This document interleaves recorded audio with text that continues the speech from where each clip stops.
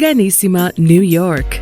Your exotic skin, hair, and beauty source, and your one-stop shop for all your natural and organic skin and hair care, featuring authentic organic Moroccan oil and prickly pear seed oil and much more. Bringing you only the best, straight from the source and proudly produced in the USA. So what are you waiting for? Shop today. Organissima, New York. Your beauty is our duty.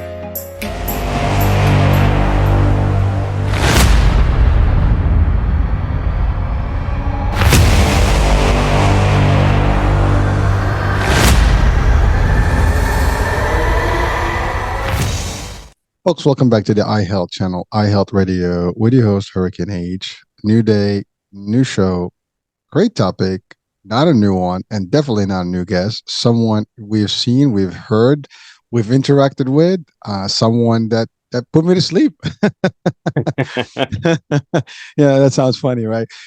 Someone that you actually followed in a series called Hypnodiversions? Oh yeah, Diversions. the Hypnotherapist podcast. I had that for a little bit, but moved on from that little project. I suppose it might get restarted one day, but Hypnodiversions. It was good, man. I love that series, man. I mean, it was a few of them, but they were powerful. Okay. Yeah. Well, so again, I guess we already introduced you away. Oh yeah, I'm a known factor. yeah. Robert Parker and Twin Ravens Hypnotherapy and Research. He's by the way, not only I've watched his work and we had his shows on the network, but also I actually worked with him outside in my corporate side of the business, and we had him come on and do a series of programs for our teams. It was pretty interesting. I think it was 8 weeks, if I'm not mistaken, or 6 weeks. 8 weeks. It was a pretty good program, and a lot of good feedback came out of that one. And it was just, especially in sales, we had used that to kind of pump a little bit the minds, and it worked. So, but today we're actually going to talk about more stuff, and we might just talk lightly about hypnotherapy and all that. But really, what today's occasion is that Robert had the idea and the discussion before to have his own book, and guess what, people? He just did. And I think the topic really is: you set up a goal, you go after it, and you make it happen. Period and out, and you make your mind work towards it as hard as it can be.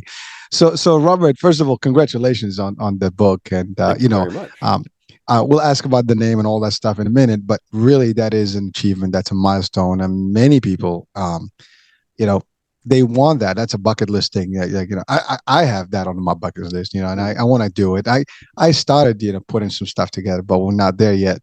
But I do know one thing: before hopefully I depart this world, I have a book, at least one. One book with your name on it. Yeah, I do it at least. I think my bio just that would be crazy enough to actually put enough in there. But certainly it's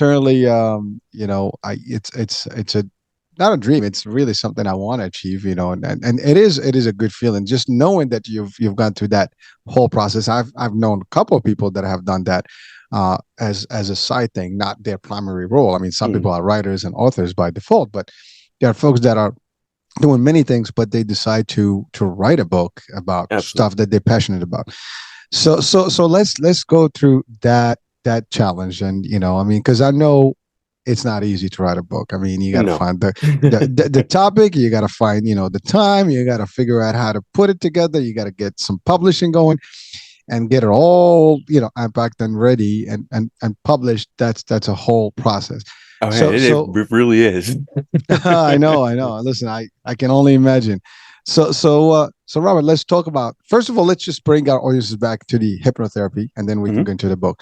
I mean, you are a hypnotherapist. You help people kind of reset, I would say, and reframe their mindset and how they see things. And I know, listen, I still remember the session we had where I was live, and I actually watch it every now and then. And I do remember it was one of the best moments, Excellent. And, I enjoyed that. 10 minutes was pretty good. It didn't feel like 10 minutes. It felt like maybe a minute or two, but Mhm. but it was about 10 minutes when I watched that thing. Um, but yeah, so just to bring back again to the audiences, hypnotherapy, what is it? And then I guess that will lead right into the book, because I think that the book deals with it. Absolutely. Well, first of all, I am actually in the process of rebranding. I believe now, according to corporate record, I am no longer Twin Ravens Hypnotherapy. I am now Twin Ravens Solutions.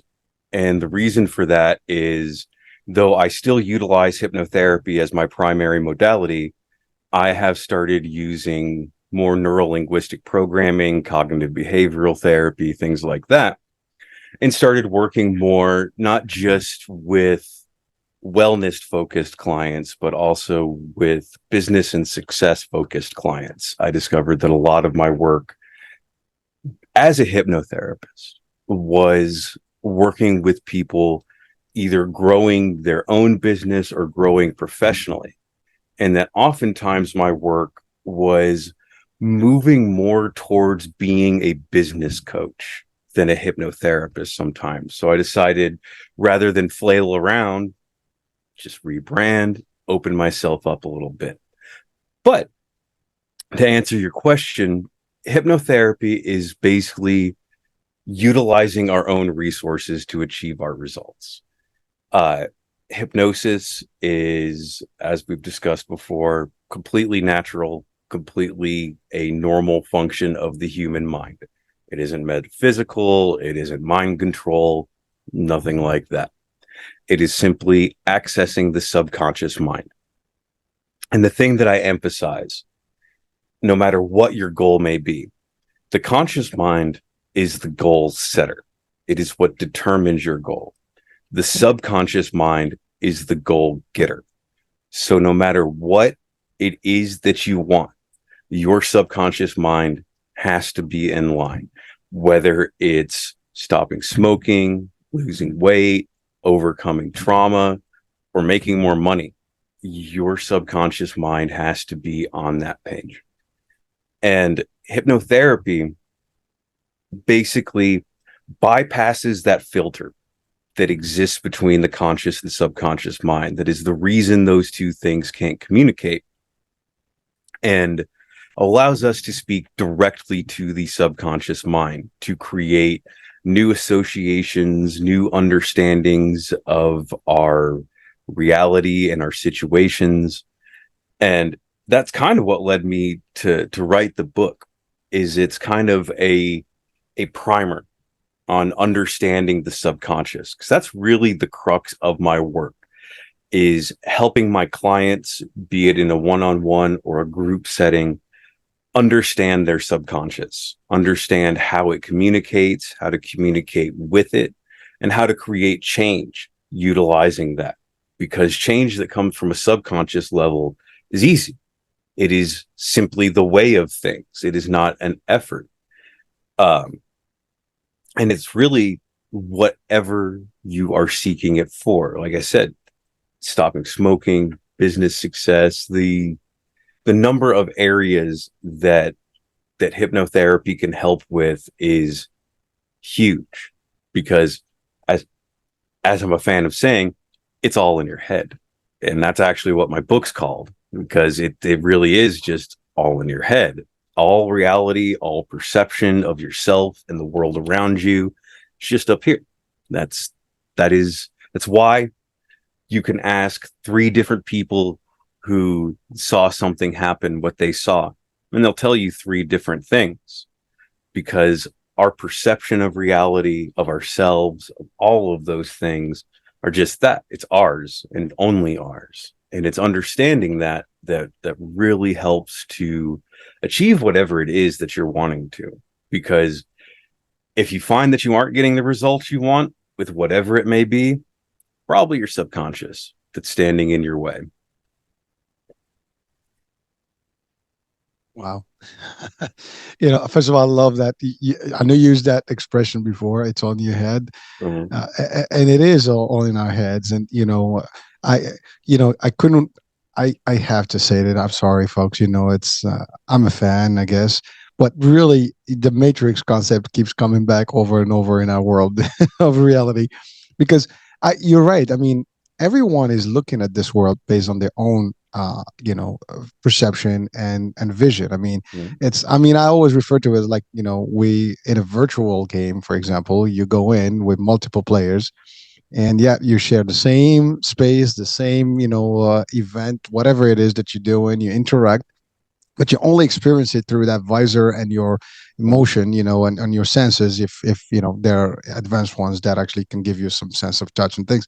But really, it's not a very far-fetched idea from where we are. And you're right, like three people can put three different stories for the same event. And we have this all the time where we hear like, oh, and I refer to this as a fun piece, because like you talk about two guys or two gals or like a couple of guys, and girls, mixing, like, oh, he's cute, he's good, I I like him, I don't like him. And you know what's funny, because everybody's looking at that person differently, and they Mhm. see them from the way they are, and they actually making that judgment based on their own view and how their brain is actually perceiving that. But in reality, that person is still the same. Yeah, you know exactly. It's just so what you choose to perceive about that situation based on what's in your own head, your own experiences, your own biases and prejudices, and all of those things, which we all have. It's how the human brain works. We the mind exists to create association. That is how we learn every single thing that we learn. It's all association. This thing goes with this thing. And that's neurology. That is the way our neurons clump information together. And that's what's fascinating me about my work so many times, is that it's not very theoretical. It is neurology. It is observable. And that's one of the interesting things that has really come up with hypnotherapy in probably past couple of decades, is it's always been this idea that we had, this theoretical thing that we kind of could observe. But we developed technology eventually through like organic biofeedback devices that allow us to directly observe trance, to directly monitor what is happening. And because of that, we've established the reality of the situation, that this is not a theoretical thing, that it is a completely tangible phenomenon. Why it exists, I don't know. I'm always a big fan of telling my clients that I don't know why this thing is in our head, why we have this feature, but it's there, and you can absolutely use it to your advantage.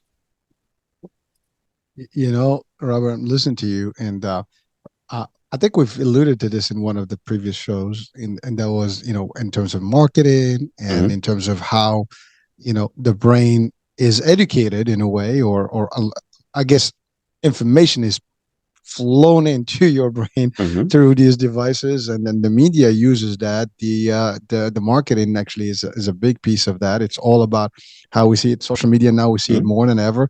People are and essentially we're all born kind of in a clean slate. I mean, everybody is blank. Brains are like empty. They have some information that is innate, I guess, the basic information, but a lot of it is being put in by surrounding events Hot, yeah. and everything else is being told to you, told to you, or taught, whether at school, at home, and through your environment. And that's Mm-hmm. how you mentioned biases and things like that. That's how we all develop those things. And everybody is, you can take the same person and raise them in a different environment. They'll have a different perception of that world. Yet, if they were probably, put, and I think there has been experiments with that, where people have been put to two people, same environment, put them in Mm-hmm. different places, and they learn different things.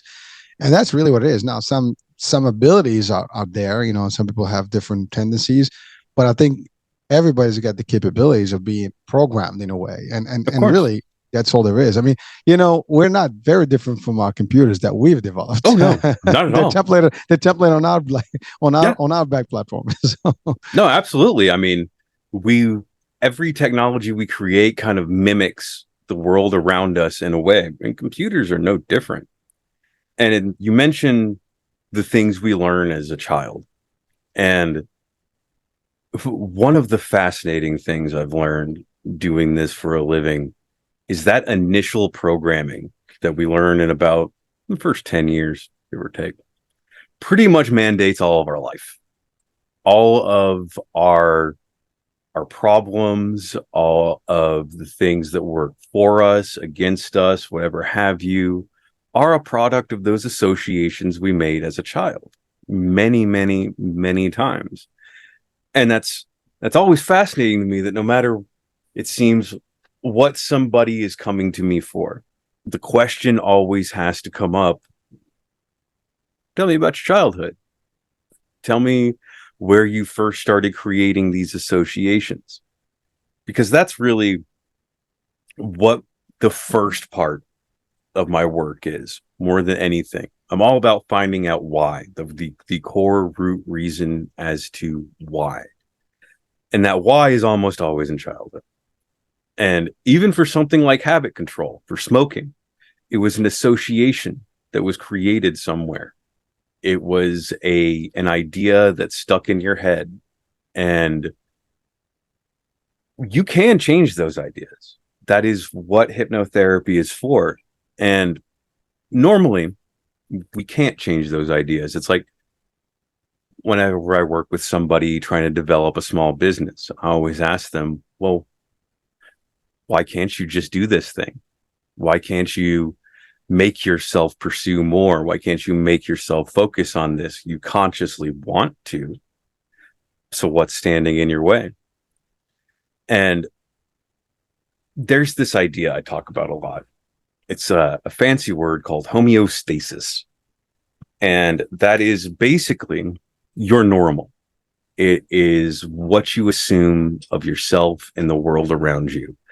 It is the reason that we stay in abusive relationships. It is the reason that we become successful beyond our circumstances. Because what we paint as our normal, our expectations of reality, are very powerful. It's the reason we all know people who seem to stay poor, yet they don't go below a certain level. They always maintain that level of survival. And we also know people sometimes that are wealthy, that regardless of their poor decision making, always seem to maintain a certain level of wealth. And it's that homeostasis. It is that assumption that we have of our reality. And that assumption is what allows the subconscious to work in the background to maintain that reality, regardless of what our conscious decisions are. Your subconscious will absolutely sabotage you, and it will absolutely help you in unseen ways that you don't even notice, because you are not generally communicating with your subconscious mind. You can't. There is a filter in place that prevents you from doing so many times. Consciousness is a world on its own. I mean, I think we think we know everything based on what our conscious mind is telling us and acting and behaving with. But really, I think a lot of us is really the subconscious piece of it. I think, I mean, just sometimes you think about it, like, it's like the real us is behind the scenes, operating in the back. Yeah, your conscious mind is only about 10 to 20% of your neurological processes. Is a very, very small amount. And all your conscious mind is in charge of is like logic, willpower, decision making, very present in the moment things. When it comes to memory, association, learned behavior, emotion, and even automatic processes like heartbeat, skin temperature, all of those things, they're controlled by the subconscious mind. They are things you do not have immediate control over. And it's a lot for some people to hear that 80 to 90% of what's going on in your mind, you are completely unaware of most times. But that's kind of where my work comes in, because you don't have to be unaware of what's going on in your subconscious mind. You can speak to your subconscious mind and be spoken to by it. It's just, how do you interpret that? A good example is dreams. And while not all dreams have viability for my work. There is a certain phase of dreams that does. They're called venting dreams. They're the dreams that occur right before you wake up. And those are generally the subconscious mind trying to communicate with you. Now, it is not doing that clearly. It is doing that in the ways that it knows how. Because your subconscious mind doesn't speak language, doesn't speak words like your conscious mind does. It speaks metaphor, symbol, emotion, memory. It speaks an association. And that's part of the reason that, because I've known people that love those like dream dictionary things. That is the dumbest thing possible. And the thing I point out with that is, open one of those up and turn to snakes. And tell me what snakes mean. Generally, they're some bad omen, some sign of something, some unseen danger in your life or whatever. All right. What if someone raises snakes? What if somebody loves snakes more than anything? That's still going to mean bad news? Is that still going to be ominous? No, because that's not their association. And that's what those dream dictionaries and any attempt to apply broad thinking to the subconscious misses, is that association is a deeply personal thing. Most people like dogs. They're fun. They've been by our side for 40,000 years or so. Unless you don't, unless you have an association that says that dogs can't be trusted and are a danger, which people absolutely do have. So there is, and this is part of what trips people up so much. What the hard part about being human is, there is no universality to the experience other than death. That's about the most universal human experience. It starts and it ends. Everything that happens in between that is completely unique to you. And we struggle with that because there is no universal meaning. There is no unifying thing. Yeah, we live, we die, we breathe, we eat, but those are all different things. Like, we all view all of those things and feel very differently about all of those things.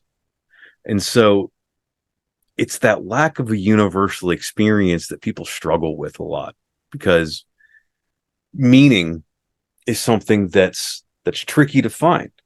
And when we don't have that meaning, when we don't have that definition we put in front of our reality, it's hard. You can't ask someone to do something meaningless. It's for those of people listening who had a hard time with math in school. Why did you have a hard time in math? That's because you couldn't see the point of putting the alphabet in math and things like that. At least that's why I didn't like it. But it's that perception that lets us see that individual experience, and it's finding that individual perception and experience, which I do talk about a bit, that becomes so vital. Why are you doing what you do? Why are you here? And it's kind of like that age-old joke question, what's the meaning of life? And we assume that it's an unanswerable question because, again, there is no universal meaning. But that's not true. You get to pick it. You get to determine why you're here, why you're doing what you're doing, what you're even doing, even. And everyone's meaning is different. I always like to ask at some point when I'm working with somebody, why are you here? What is your purpose to life? What are you wanting to do? What are you wanting to experience? And realizing that really helps some people, helps a lot of people, helped me. Because once you discard the idea that there is some universality to things, that all people are united in something, but instead it is your individual purpose, you can find it then. When you stop looking into the crowd, you look inside, when you look in your own head, you can find your purpose, you can find your meaning. And once you find your meaning, everything gets a little easier. because that's kind of your guiding light, so to speak. It is the reason which you do something. Because try doing anything with no reason. It's not easy. If you try to write a book with no reason, practically impossible. And it's probably not going to be a very good book anyway. It's just going to be wandering and strange. So finding your reason, finding your meaning, be it in life or in business, whatever have you. The business aspect is a big thing for the meaning. Because a lot of the clients I work with business, I ask them, why do you want this? I want more money.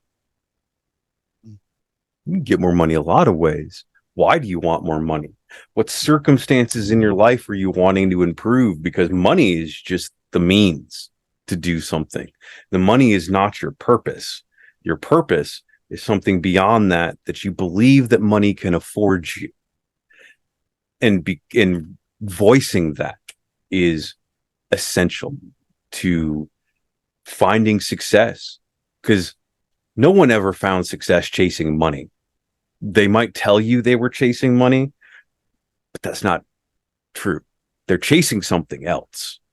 It's finding out what that thing is that somebody's chasing, what your, well, I guess it'd be professional meaning is.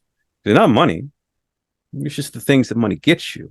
And what is that? Is it a house, a boat? Is it a car? Is it safety? Is it security? Is it just want to eat better? Do you want to attract different people? Whatever have you.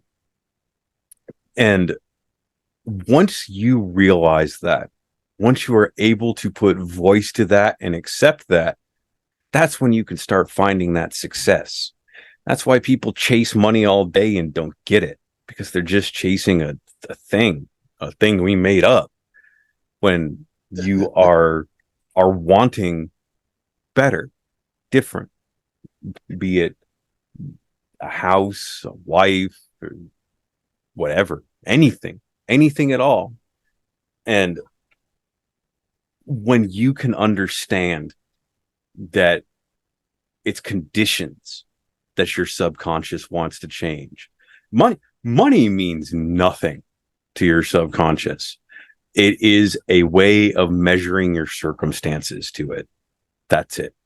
It sees a big number in your account and it thinks safety. It thinks car. It thinks comfort. That's it. It doesn't care if the number goes up. It only cares about the safety, the circumstances, and the pleasure that it brings you. Because the subconscious is all about focusing on its pleasure and avoiding its pain. And that's one of the interesting things about creating change, because those two concepts mean something different to your subconscious. Because to your subconscious mind, pain is something different, while pleasure is the familiar. And you can see how that becomes difficult when you're wanting to change your circumstances, because your subconscious mind will do whatever it can to maintain the familiar, until you begin to change that homeostasis, to change your perception of self and what your circumstances allow you. You know, Robert, I'm listening, and it's a lot, and you really, well, you try to analyze everything. Like when you're hearing stuff, you try to break it down based on your knowledge and your skills and your abilities. And so that's like to your point, that's the little piece of it, and the back piece of it is bigger. And almost it sounds like, again, the mind, the subconscious mind, is really in charge of everything. 100%. And only that, like, you as I'm listening to you, and or maybe the audience is also, I mean, we can literally easily get into the realm of the unknown. We can get into the realm of the quantum physics. We can go into the philosophical, approach of things. Because to your point, you talked about death, as in it's like the end, that's known, that's pretty much shared by everyone. But even in that, actually, if you think about it, like nobody came back and say like how they experienced that moment on their own. Yeah. And so we think we know what happens, and there's a lot of theories. a lot of theories, and if we just go, let's say we go religious, right? Everybody's got a different perspective on how that looks back, from that point on, and no one is, and it's, you know, there is a very similarity between, you mentioned dream and death. Are there? It's almost like when you. I always have this question to people, like, can you set up your time to go to sleep? I mean, not to go to sleep, to actually, shut down. No one knows when they go to sleep. You can lay down for a minute, and then all of a sudden you're gone. You don't know when that moment is. Even if you wanted to write it down, you can never do it. And then you cannot probably clock up and just, like, I'm going to wake up at 5 o'clock unless the alarm kicks in. You're not going to wake up. I mean, maybe there's a coincidence that happened, but it's not. You talked about those dreams, especially the ones that are vivid before you wake up. I mean, literally, you can remember them. That as soon as you wake up, it's like, for a bit. For a bit, yeah. You got about, like, a few minutes. Like, you can still see that scene, but then again, you could not possibly comprehend what that scene was, or you can't. And it looked so real at the time. At least your perception of it was real. And then until, like, well, it's reality. I'm back to this world. So again, it is still the unknown. There's a lot of it that we are not comprehending. As in, I think our minds are not even getting close enough to understanding the power of it. And I love what you said about purpose. We have a purpose in life, and you're not just created ad hoc, and we have something, or at least for those that people in creation, believe in creation, we're created somehow for a reason. But those that don't, you still have to have a purpose. I mean, you cannot be just be here. I mean, just like, oops, you're a fluke. We're not a fluke on this world. I mean, there's logics behind things, and the fact that we have a mind and subconscious, how it works, creates the idea that there's more than what it meets the eye, as we say, right?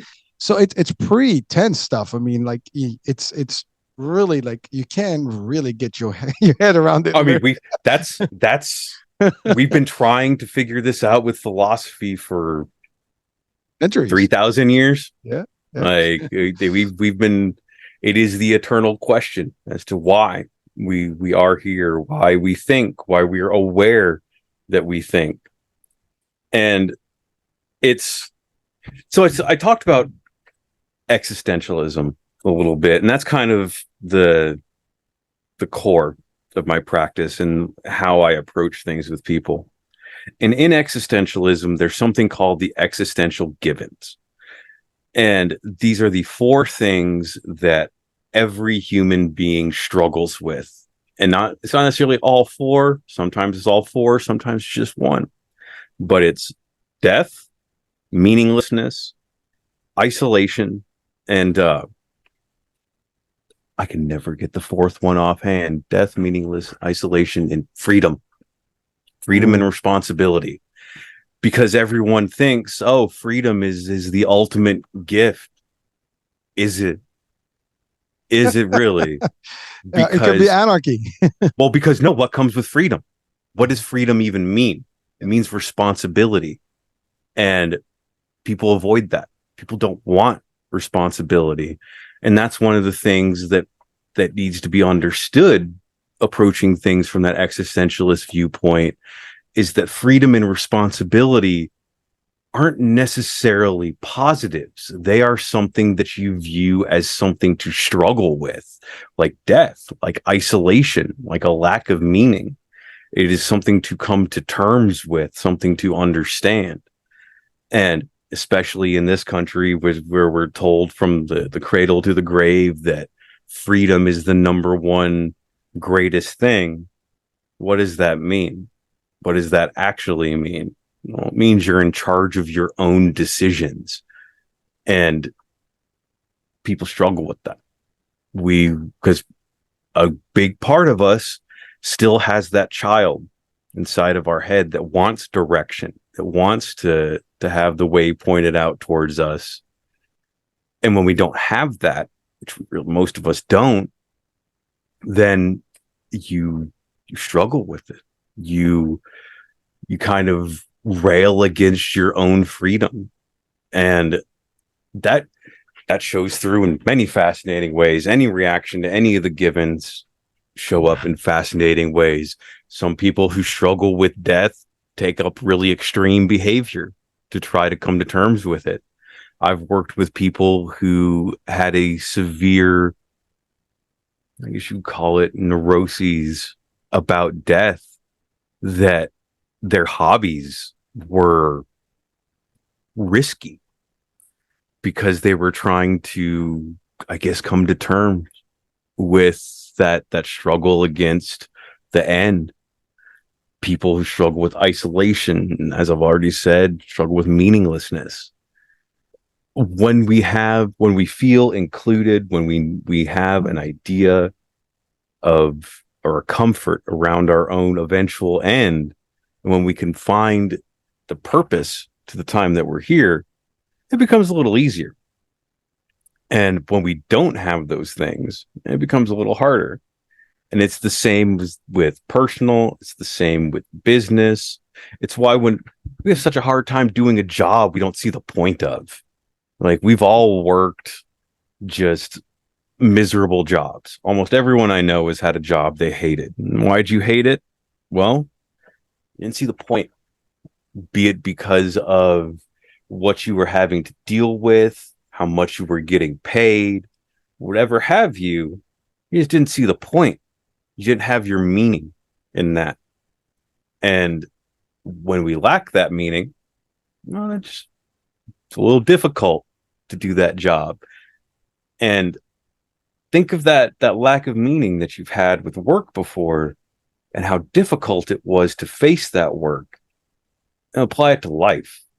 And that's how some people feel. That same feeling that you had not understanding why you're getting up and going to work is something that people feel when they wake up having to even face reality. And the way you fix that is finding that meaning, finding that purpose, finding that definition to your reality. Got a little off on philosophical end there, but No, that's pretty cool. And I mean, you really enumerated a few things that are, I guess, the essential pieces of our lives, right? I mean, mm-hmm. you want to live with a meaningful life, and that's at least what we wish for and we hope for. You Mm-hmm. definitely want to feel the perception of freedom, and I'm framing it that way for a purpose, Mm-hmm. because I don't think there's such thing as freedom, true freedom. No. You are still defined by the whatever circumstance you're in, and there's Mm-hmm. you have a perception of freedom. You can think you're free, but you're not. I mean, we might be free, let's say, from a I guess a country. Let's say you mentioned the country, right? We have that perception of being free, but you're not really in control 100%. There's controls behind. You cannot do whatever you want, really. Yeah. And even if, let's say, we lived in a free world, I mean, literally, like, you can do whatever you want. You still cannot live beyond the rules of nature, for example. Mm-hmm. So you're not really that free. You are always constrained by something. Exactly. So at the end of the day, it's really not. I mean, we might have free will and free decision making, because you can make a choice. And whether, again, we mentioned religion earlier, you can believe in religion or not believe. It doesn't matter. You have that ability. You can believe that whatever you want. You can believe that you're an alien, and that's okay too. Some people do. I'm saying, I mean, that's fine too. But again, because you have the ability to do it. But what does that mean? See, that's really, and again, that's where it gets philosophical and gets a little like, woo, where are we going here? But that's the realm of the subconscious. Is Mm-hmm. bigger than we can think. It's just, there's no, I think there's no, it's infinite as how it operates. I mean, when you give the percentage, that's just the ratios, but really what it's capable of, we have no clue. No, we have absolutely no idea. And that's kind of why I like my work, is because it's on the forefront of finding that out. I'm always reading new research and new findings that have been discovered with hypnotherapy, and it's crazy stuff. It is. And more than that, the thing I always ask is, what does this imply? What does this mean? A good example of that is in my research papers that I collect. I have a study from, I can't remember if it's Johns Hopkins or UC Berkeley, but it's a major medical facility. And they did a study on how hypnosis can be used to control blood loss during surgery. What does that even mean? What does that imply? And that's the interesting thing to me, is people think hypnosis, they think uh, changing how you feel about cigarettes, or changing the foods that you eat, or changing your perception, not on your leg is bleeding less because this thing is allowing it to. Uh, there's such a thing as hypnoanesthesia that is utilized by the medical community. What happens when you're allergic to all anesthetic, like some people are? Bring in someone like me. And hypnoanesthesia is not even a rare thing. It is something that is encountered fairly commonly because there's people that are allergic to all anesthetics. And if you cannot put an anesthetic into somebody, you have to use hypnosis. And what does that even imply? Because normally with anesthesia, we're bringing somebody like that far away from death. That's one of the weird things about being an anesthesiologist. So what, you can talk someone there? Because that's all hypnosis is. Well, and I say that because hypnosis is simply advanced communication. Because what else can it be? It's not a superpower. It's not mind control. It's not metaphysical. So what else can it be but advanced communication? Because it is just me saying something to someone and creating an effect. To really kind of boil it down to its basics, but that's just communication. Me saying words to somebody else, that's just communication. And so what else can hypnosis even be defined as, if not that? Because it's not magic, like I said. So it's just talking. And yet with talking, we can maintain, or we can create the wildest things. We can control blood flow. We can create an anesthetic response. We can change the way we feel about ourselves and our behaviors simply from talking to a specific part of the mind. And that's, even as somebody that's done this for a few years, that's still just infinitely bizarre to me that we have that function in our minds, that we can just talk to each other and create change, physiological change, behavioral change.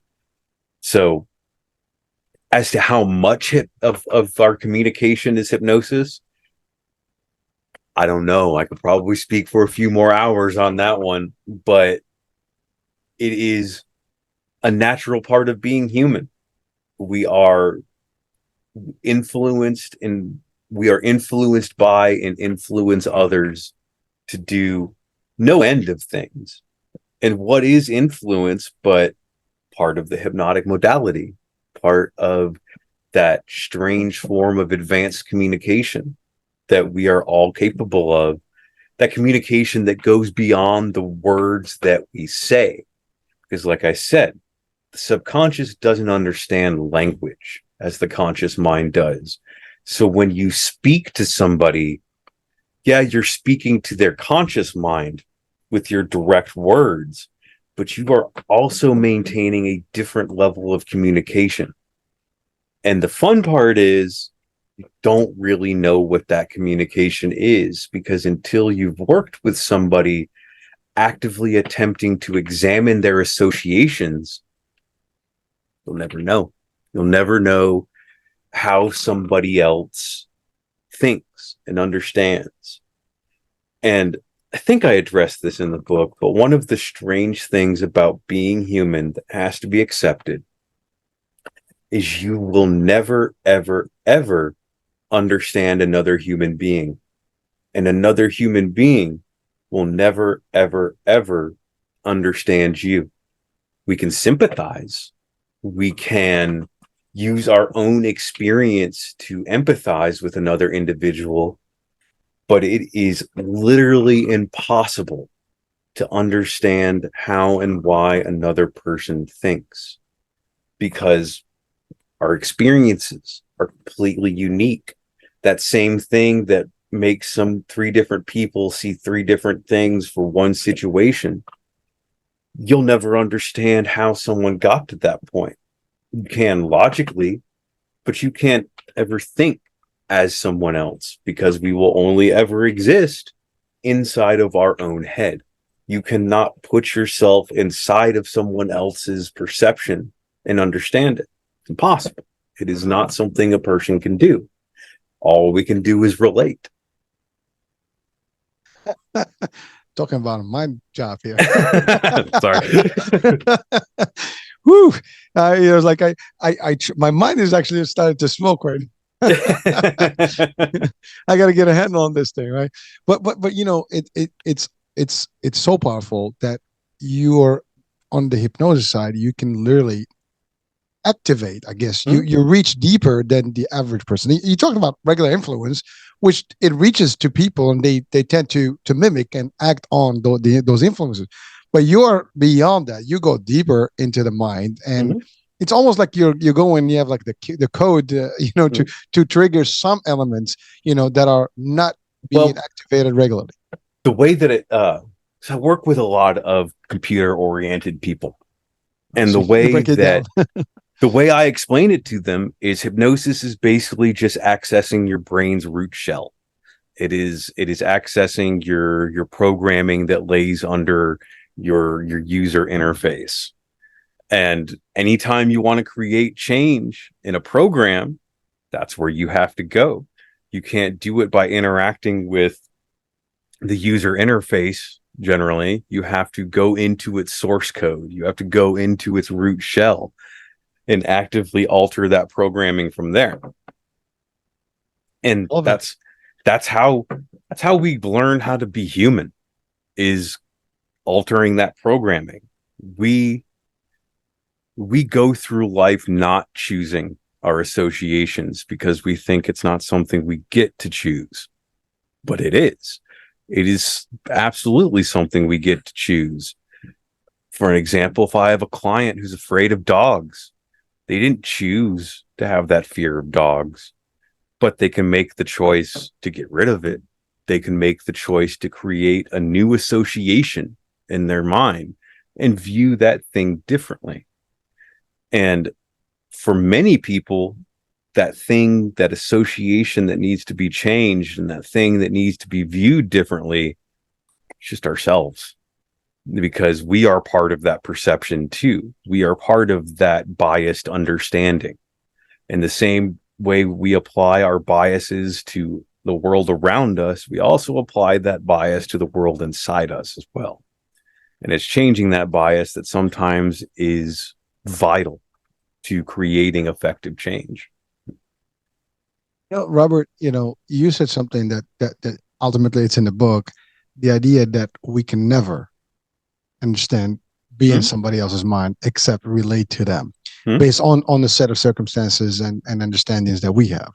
So some of us may have better understandings based on experiences, but that's about it. To your point, no one, and this is actually true. For example, if I told you I was sick, I mean, let's take the example of COVID. A lot of people had COVID. I had COVID.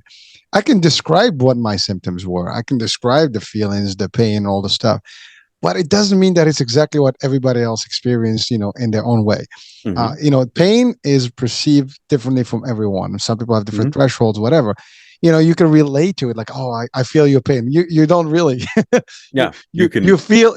I feel your pain through a pain that I experienced. You have experienced pain prior in your life, and you can use that to relate to somebody.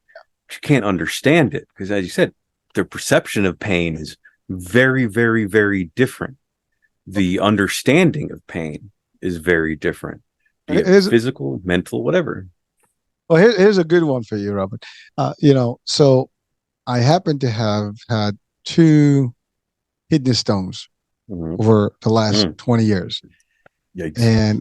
And so you always hear the expression, is the nearest thing to delivering a baby. But is it really? I have never experienced delivering a baby. No man has ever done that. So there is no way for us to actually. How can we even make that correlation? Exactly. But it's an expression that's randomly used. And I've heard that many times being. Everyone's heard it. That's one of those kind of like universal colloquialisms we hear throughout life. Oh, passing a stone like having a baby. It is painful. I mean, Who listen, determined that? It is. Oh yeah, I'm Really, sure it sucks. I don't ever want to deal with it, but like, yeah, but even having a baby is not a universal experience. that's right. I've known women who had zero drugs and just Yeah. immediately done. I've known women who had no end of narcotic support that still described the most nightmarish experience of their life. It's different for everyone. Like I've got a lot of tattoos, as people have noticed, and I used to be a tattoo artist. You would have some people that didn't move, didn't blink, and then you would do the same tattoo in the same spot to somebody else, and it was utter torment to them. And there is no universal experience. That's it's just understanding that, I mean, really a lot of understanding can be had by simply accepting that there is no universality to the human experience, because that allows you to accept someone else's experience more readily. Because so how many times have like, so you've heard somebody say like, oh, that's hard, and you think to yourself, no one hard for me, it's not even that hard to do, like driving or something like that.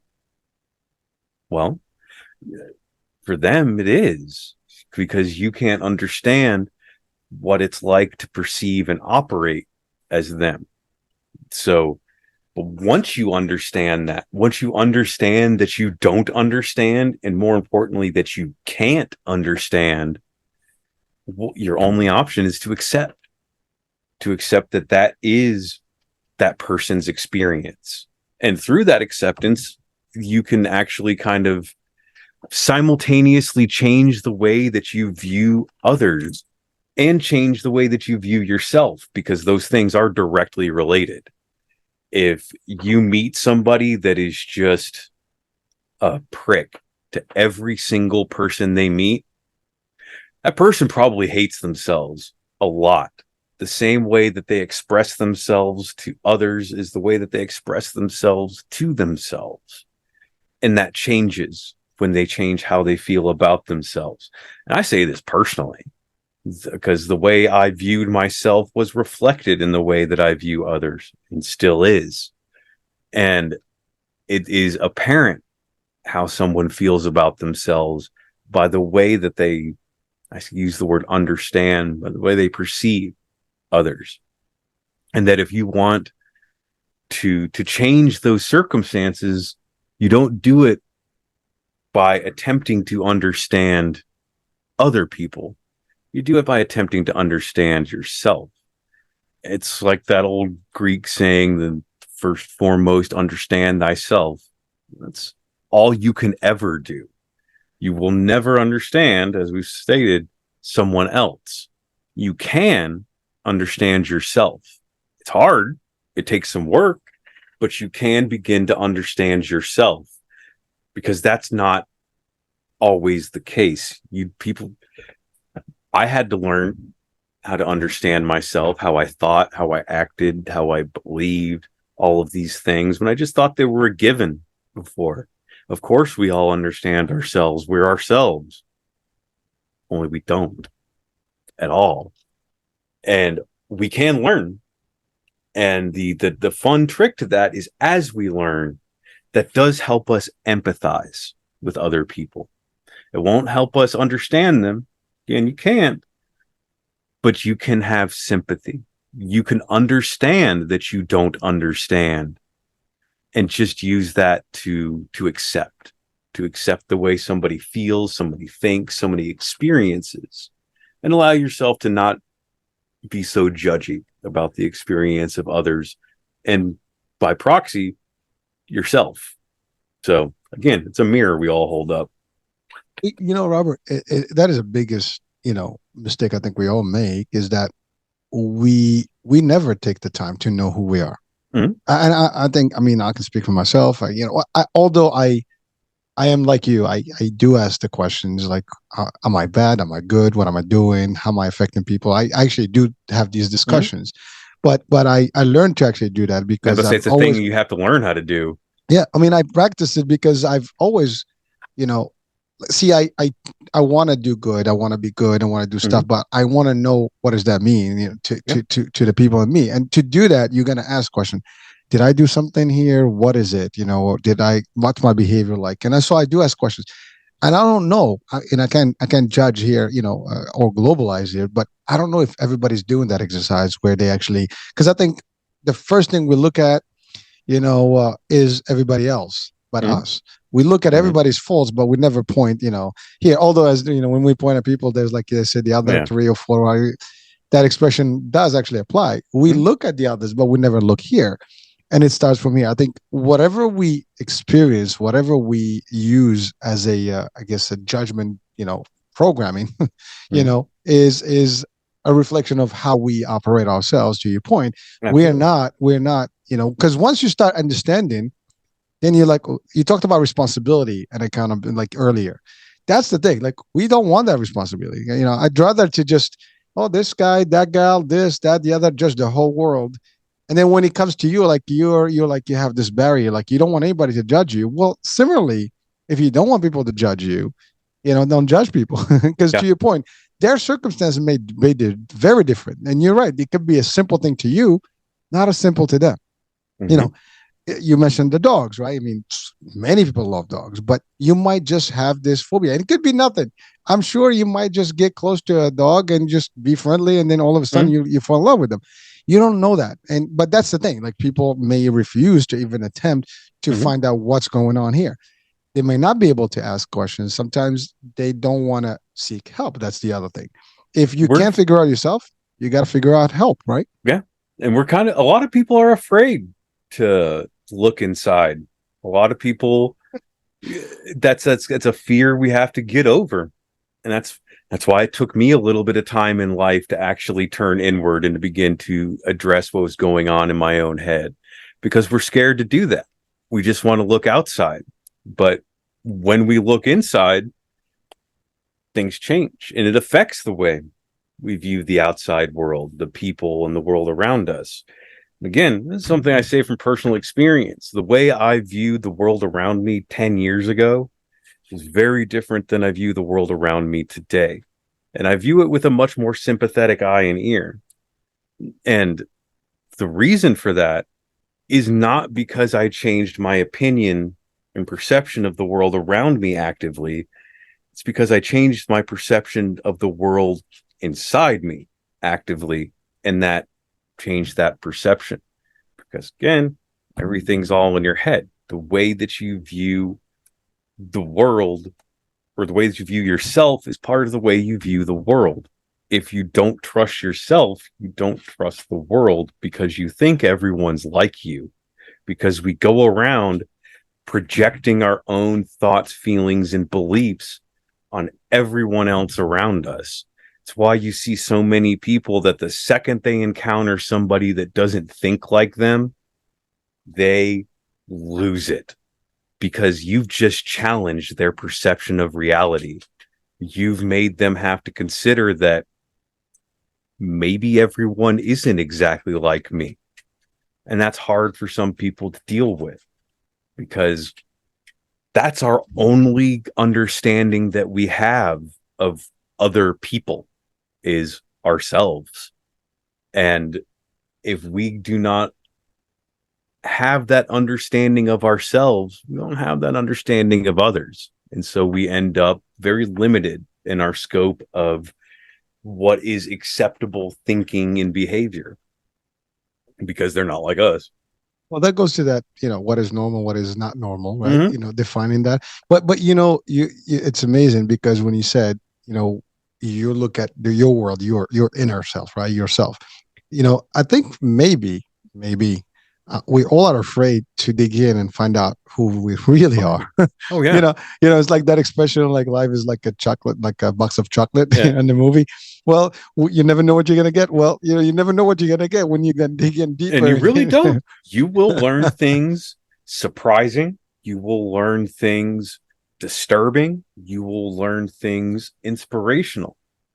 Looking inside of you is a hard thing. working on yourself is a hard thing, but it is the most beneficial thing that you can do to yourself for yourself. And that's really what it is. It's for yourself. And when you take the time to look inward, to understand why you think the way you think, to understand why you see the way you see, then you can change it. If there is something about yourself you don't like, being human is not a concrete thing. People can change. People can change at their very core. And it's just requires you to do some kind of difficult work. And in my experience with my work, it's occasionally a very emotional thing because people hide from themselves. People hide things from themselves. People forget about things or just kind of put it by the wayside. And that's kind of what leads to our problems. It's not until we look at that thing and examine it and resolve it. It's like having a problem with your car. You could ignore your check engine light all day because the car still runs, but eventually you're going to have a problem. Eventually that thing's going to start smoking or sparking or whatever have you. And now you're going to have to stop everything that you're doing, figure out what's going on. Same thing with us. It's why we seek out help, because sometimes all it takes is an outside perspective. I cannot tell you how many times I have heard the phrase, I've never thought of that, or I've never seen it like that before. Because it's just, again, all our perception. We only ever have our perception. But when we look outside of that, we can see things that maybe we didn't before. We have to open up, to that there is more than what we know. And I mean, this we can talk about it. I mean, obviously we're coming out to the end of the time here, but think about it this way. You talked about biases earlier, and we all have some level of bias, right? But when you think about it, the more you interact with the world, for example, and cultures and religions and stuff, you have less and less and less of the bias, right? Because now you're exposed to all these elements and you see what it is for what it is. Not because you're told a certain way for any particular, group, ethnicity, religion, or business type or anything, right? You start making your own informed decisions on these things as opposed to just what and that changes the dynamics. And it's like, wow, it's true fact. If people who have never traveled or interacted with other crowds around the world or been around the world, for example, they have very limited perception of what that looks like. Oh, I know. I live in a very small town in the rural South, and you see that on display all the time because I live in a place that 90% of the town has never gone more than 10 miles in any direction. And you see that in their thinking, in their perception, and it's wild. And then you meet somebody who has experienced different cultures, different perceptions, different ways of thinking.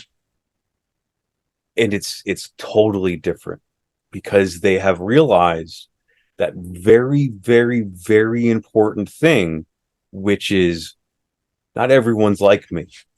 Everyone's experience is different, be it cultural, societal, personal, whatever have you. It's just different completely from the core. And learning that, accepting that will help you grow, will help you understand more about yourself and others in the world around you, which again are all connected. Robert, listen, I mean, we're I don't know where the hour went, but it went. So it went somewhere. It went somewhere. But so a couple of things before we end today's show. One is the book. Yes.